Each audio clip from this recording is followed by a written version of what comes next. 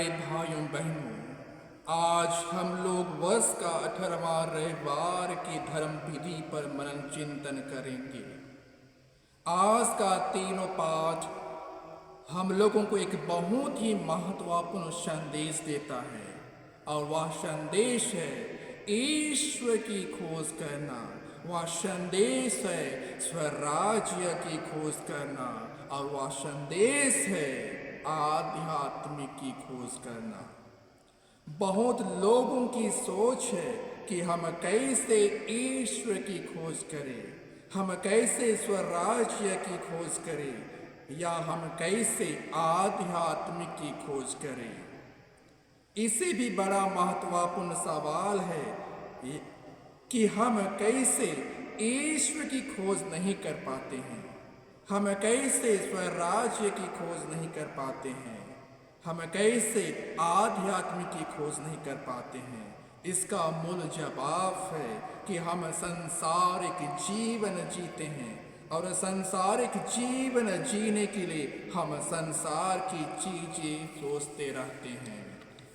इसलिए संत पौलुस कहते हैं आज का दूसरा पाठ में, आप लोग ऊपर की चीजें खोजते रहिए जहां मसीह विराजमान है, और ऊपर की चीजें हैं स्वराज्य, ऊपर की चीजें हैं अनंत जीवन एवं स्वयं यीशु मसीह हैं।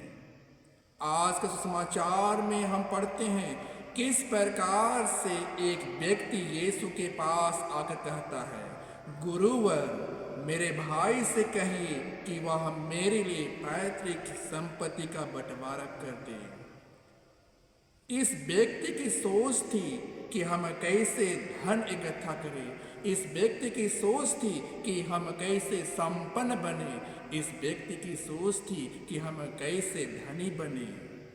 लेकिन यीशु कहते हैं, ये मूर्ख, इसी रात तेरे प्राण तुझसे ले लिए जाएंगे और जो कुछ तूने इकट्ठा किया है वह अब किसका होगा।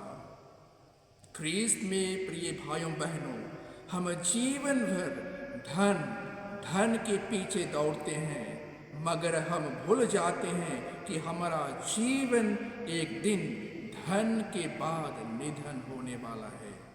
आज हम सबों को यीशु कहते हैं, तुम ईश्वर की धन इकट्ठा करो, तुम स्वराज्य की धन इकट्ठा करो। और ईश्वर की धन है प्रेम, ईश्वर की धन है क्षमा, दया, भाईचारा, विश्वास, प्रार्थना, और यही ईश्वर का राज्य है और यही स्वराज्य का धन है।